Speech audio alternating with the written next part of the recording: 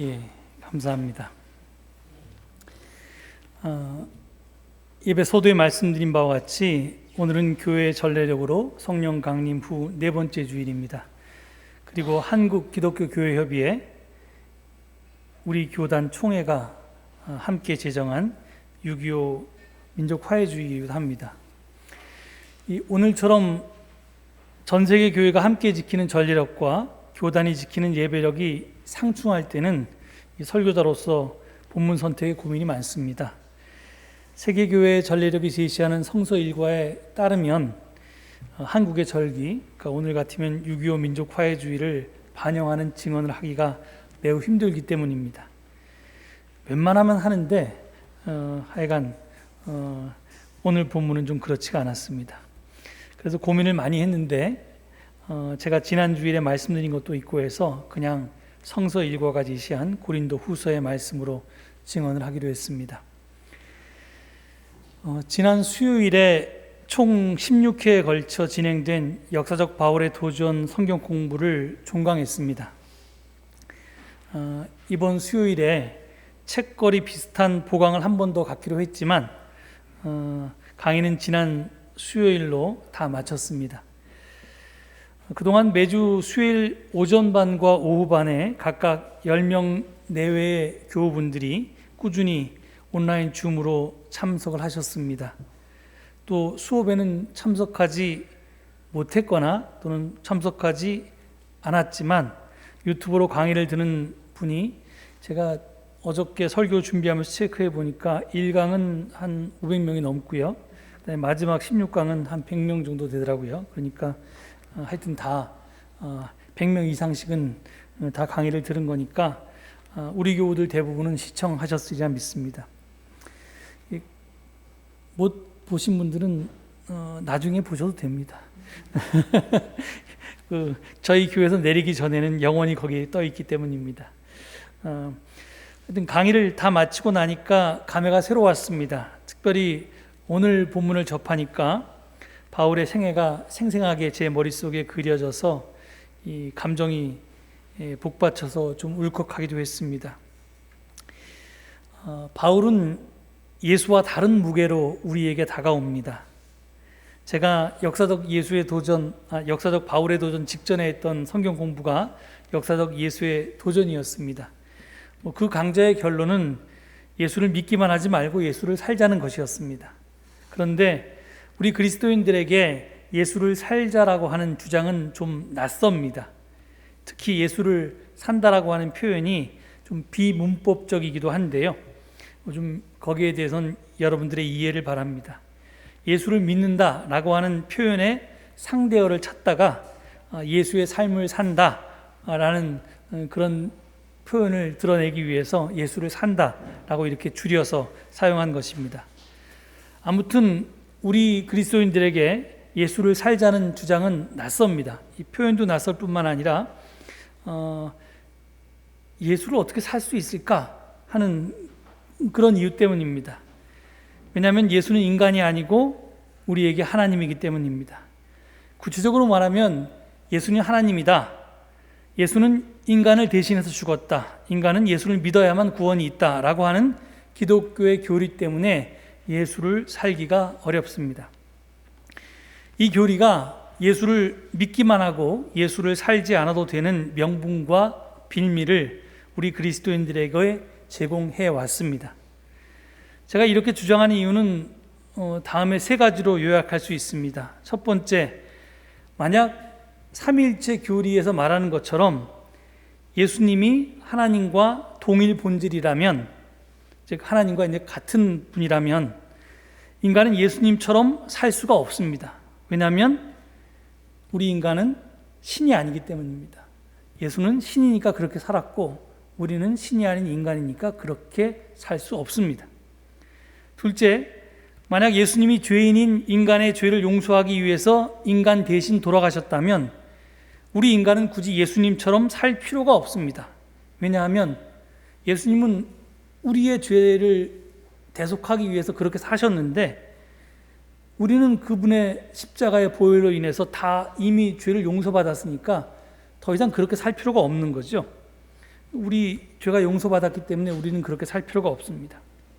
셋째, 만약 구원이 믿음으로 가능한 것이지 행함으로 가능한 것이 아니라면 예수님처럼 살려고 해서는 안 됩니다. 왜냐하면 예수님처럼 살려고 노력하는 것은 행함으로 구원을 받으려는 것과 마찬가지이기 때문입니다. 우리 그리스도인들의 의식 속에는 이러한 논리가 보이게 보이지 않게 작동하고 있습니다. 그래서 그리스도인들은 예수를 그리스도라고 믿기만 하지 예수의 삶을 본받아서 살고자 하지를 않습니다. 그 결과 지금 한국 교회는 이 사회적인 신뢰성을 다 상실해 버렸고 많은 비그리스도인들로부터 손가락질을 받고 있는 것이 우리 현실입니다. 그런데 바울은 다릅니다. 어떤 그리스도인도 바울을 신이라고 생각하지 않습니다. 예수님처럼 참 인간이요 참 하나님이라고 바울을 이야기하지 않습니다. 그래서 예수님처럼 살지 못한다거나 예수님처럼 살지 않아야 한다고 생각하는 사람들도 바울처럼 살라는 말 앞에서는 다른 어떤 핑계도 댈 수가 없습니다. 왜? 바울은 우리와 똑같은 인간이었기 때문입니다. 만약 바울이 그렇게 살았다면 우리도 그렇게 살지 못할 이유가 없습니다. 바울은 그가 쓴 편지에서 이미타티오 크리스티, 그러니까 그리스도를 본받는 것 또는 그리스도를 닮는 것에 대해서 여러 차례 이야기했습니다. 데살로니가 전서 1장 6절에서는 여러분은 많은 환난을 당하면서도 성령께서 주시는 기쁨으로 말씀을 받아들여서 우리와 주님을 본받는 사람이 되었습니다. 이렇게 데살로니가 교우들을 칭찬합니다. 그러니까 지금 주님을 본받는다는 말을 표현하고 쓰고 있죠. 또 빌립보서 2장 5절 이하에 보면 우리가 잘 아는 그리스도 찬가가 나와 있는데 그 시작을 이렇게 합니다. 여러분 안에 이 마음을 품으십시오. 그것은 곧 그리스도 예수의 마음이기도 합니다. 그래서 그 소위 비움의 그리스도, 예수의 마음을 예수의 마음으로 남겨두지 말고 여러분도 그 마음을 품으라고, 닮으라고 그렇게 권고합니다.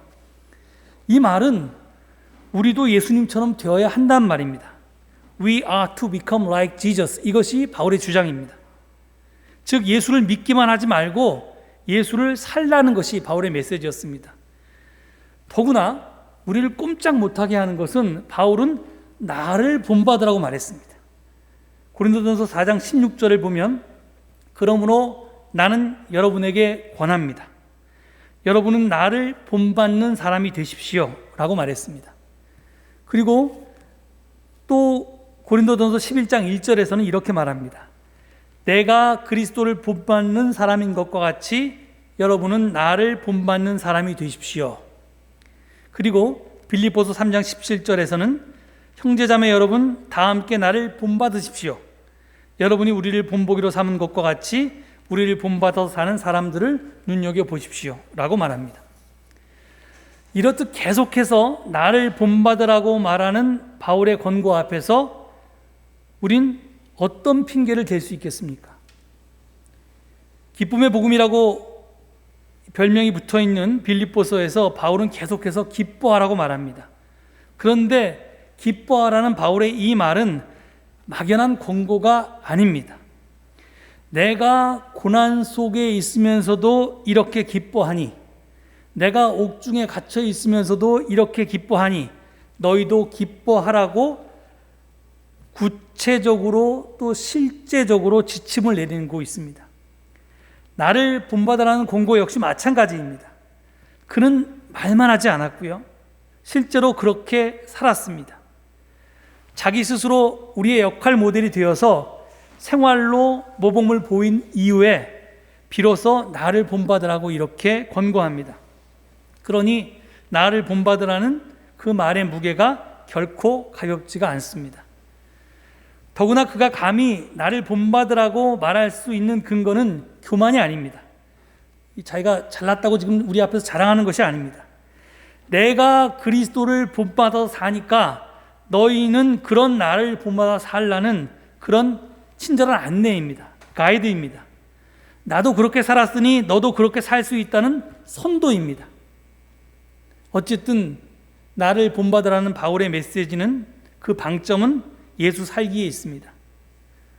그런데 은총으로 믿음에 의해서 의롭게 된다는 바울의 주장을 그리스도인들에게 예수를 믿기만 하지 예수를 살지 않아도 된다는 명분과 빌미가 되었다는 것이, 이걸 바울이 알면 이 얼마나 참 통탄할 일인가 생각해 보면 좀 상상이 잘 안 갑니다.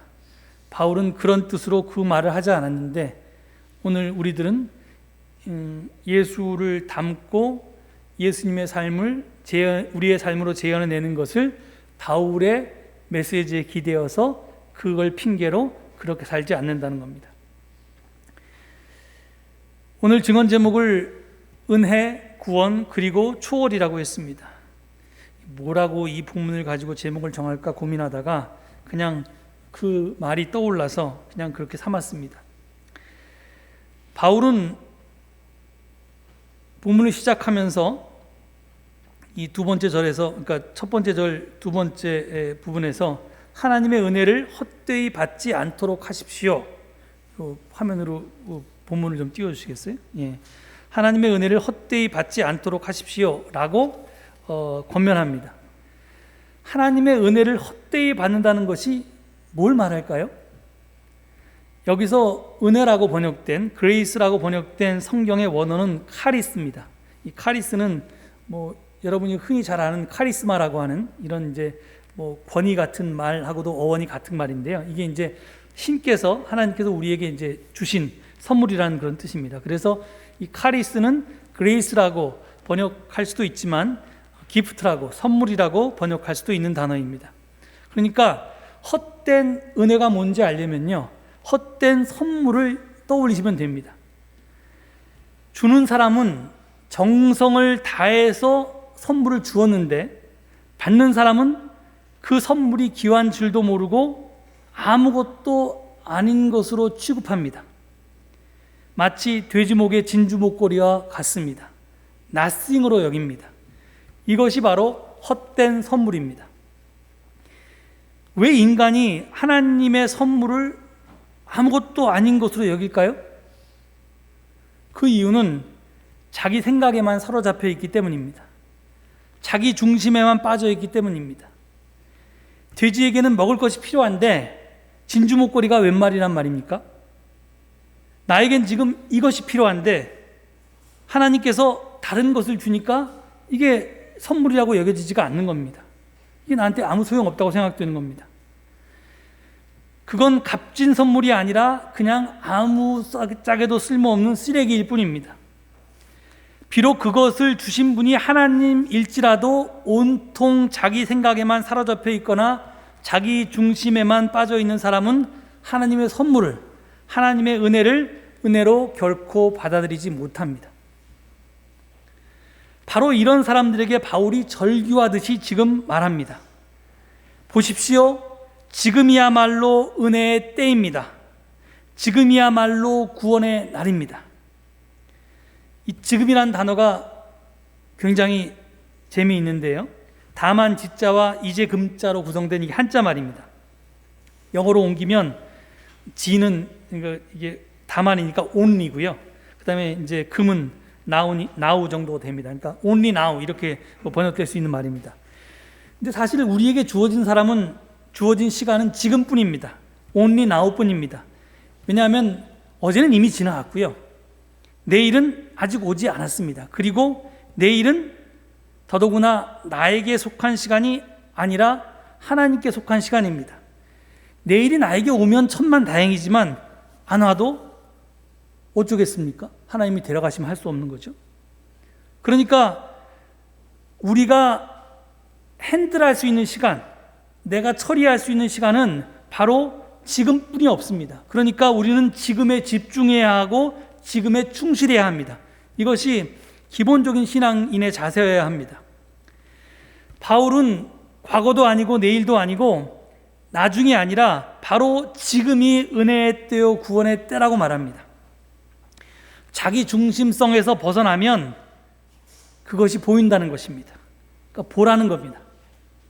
아니, 자기 중심성에서 벗어나서 그것을 보라고 우리에게 권고하고 있습니다. 지금 하나님이 나에게 주신 선물을 선물로 받아들이면 나에게 구원이 온다는 것입니다.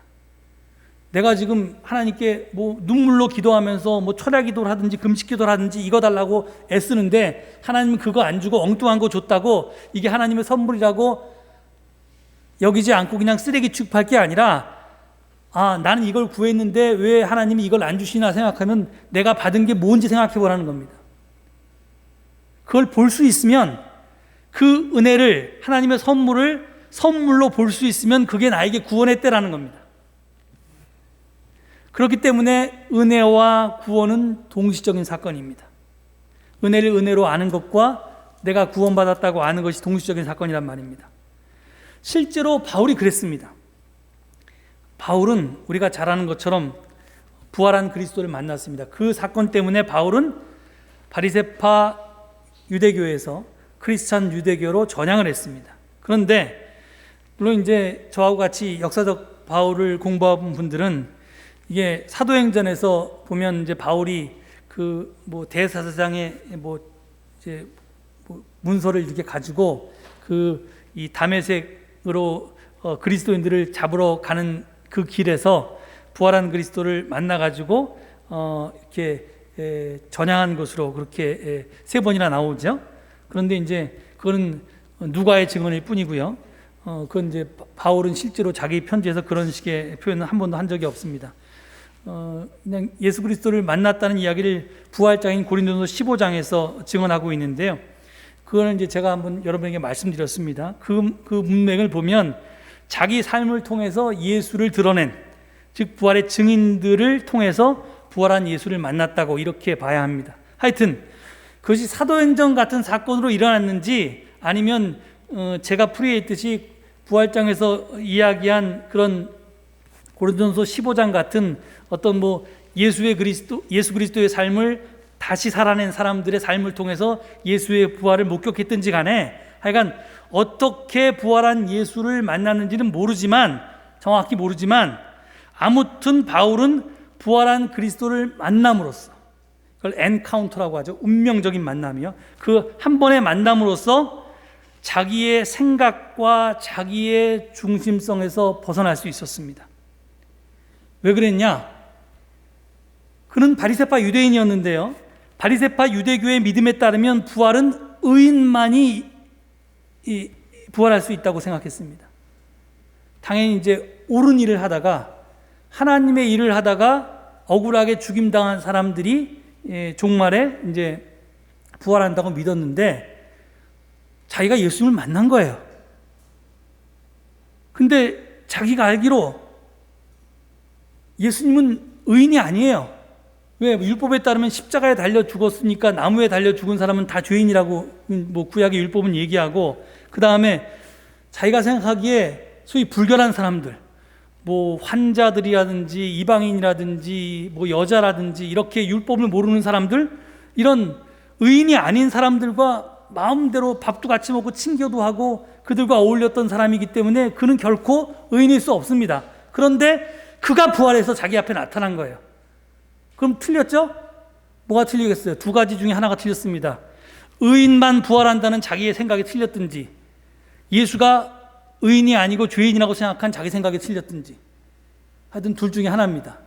어떤 것인지는 모르지만 하여간 자기 생각을 바꾸는 경험을 부활한 예수를 만난 다음에 하게 됩니다. 부활한 예수와의 운명적 만남을 통해서 바울의 생각과 믿음과 삶이 송두리째 바뀌었습니다. 그래서 그는 바리새파 유대교에서 크리스천 유대교로 전향하기에 이릅니다.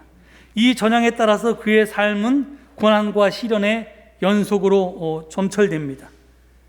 왜? 로마 제국이 처형한 예수를 주라고, 로드라고 믿고 고백하고 따르는 것은 반역을 의미했기 때문에 그랬습니다. 그러니까 당연히 로마의 당국자들이 바울을 용납할 리가 없습니다. 또 바리새파 유대교에서는 아까 말씀드린 것처럼 죄인과 불결한 자, 하나님께 버림받은 이로 취급받았던 그런 예수를 의인이고 또 그 예수가 심지어 메시아라고 주장하기에 바리새파 유대인들에게 바울의 그 믿음은 받아들여질 수가 없었습니다. 그러니까 사방의 적이었고요. 가는 곳마다 바울은 박해를 받았습니다. 바울은 고린도 교회에 보내는 두 번째 편지 고린도 후서에 보면 자신이 소아시아에서 겪었던 고통이 얼마나 극심했는지를 고백하고 있습니다. 살 희망마저 잃을 지경이어서 스스로 죽음을 선고받은 몸이라고 생각했다고 1장 8절과 9절은 이야기하고 있습니다. 그리고 오늘 본문 4절과 5절을 보면요, 그가 겪은 고난을 이렇게 말하고 있습니다.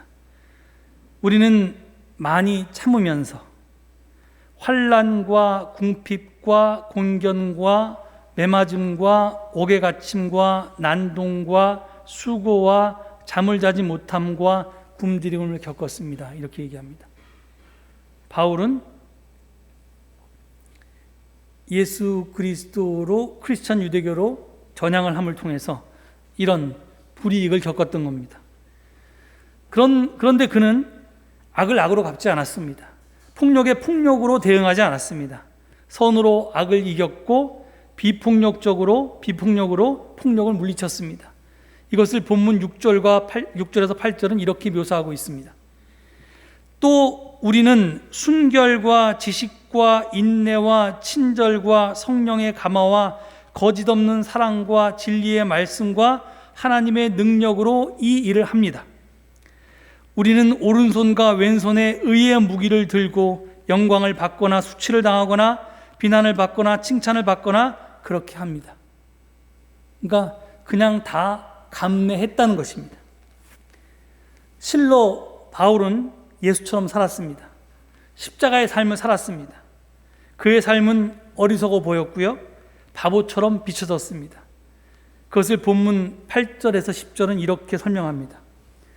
우리는 속이는 사람 같으나 진실하고 이름 없는 사람 같으나 유명하고 죽는 사람 같으나 보십시오 살아있습니다. 징벌을 받는 사람 같으나 죽임을 당하는 데까지는 이르지 않고 근심하는 사람 같으나 항상 기뻐하고 가난한 사람 같으나 많은 사람을 부유하게 하고 아무것도 가지지 않은 사람 같으나 모든 것을 가진 사람입니다. 이렇게 자기 스스로를 설명합니다. 세상 가운데 살아가면서도 세상과 다르게 살아갈 수 있는 힘, 세상 사람들이 이렇게 사는 것이 잘 사는 것이라고 말해도, 이렇게 사는 것이 정상이고 이렇게 사는 것이 참이라고 말해도 그것과 다르게 살 수 있는 힘을 그는 가지고 있었습니다. 비록 그는 세상 가운데 살았지만 천국 백성으로, 천국의 시민으로 살았습니다. 세상 속에서 살았지만 세상에 속하지 않고 세상을 초월했습니다. 근데 그는 억지로 그렇게 산 것이 아니라 기꺼이 그렇게 살았습니다. 남들이 보기에는 실패한 삶을 산 인생의 나고자고 패배자고 루저라고 이렇게 보였지만 그는 진정한 승리자요 위너였습니다. 단 세상의 승자와는 달리 승자 독식, 위너 테이크스 올이라고 하는 승자 독식이 아니라 바울은 그 승리를 나눔과 섬김이라고 하는 전리품으로 나눴습니다.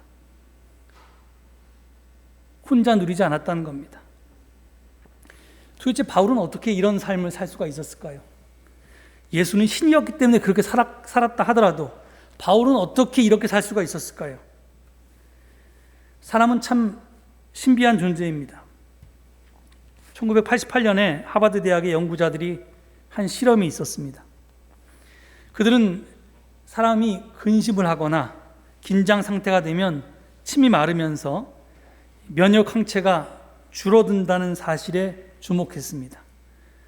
그럼 정반대의 경우는 어떨까? 한번 실험해 보기로 했습니다.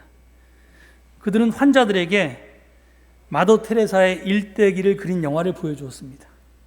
그러자 그 환자들의 침에 있는 면역 항체가 뚜렷이 증가했습니다. 그리고 남을 위한 봉사 활동을 할 때는 물론이고 남의 선행을 그냥 내 눈으로 보기만 해도, 그것에 감동만 해도 결과는 마찬가지였습니다. 연구자들은 이 현상을 마더 테레사 효과라고 명명했습니다. 우리 인간들은 우리의 이기적인 욕망이 충족되어야지만 행복할 줄 알지만 사실은 이타적인 삶을 살 때, 이타적인 삶을 생각할 때 우리는 더 행복하다는 증거입니다. 그런 삶을 살 때 내가 사는데 더 큰 보람도 느끼고 긍지도 느낀다는 겁니다.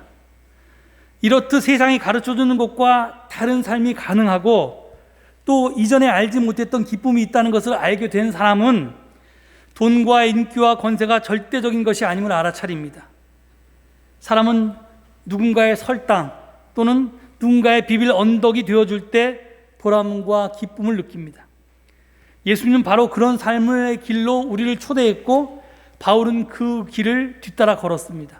그리고 우리도 함께 그 길을 걷자고 오늘 우리를 초대하고 있습니다. 오늘 본문은 아니지만 고린도전서 15장 10절에 바울은 이렇게 고백한 바 있습니다.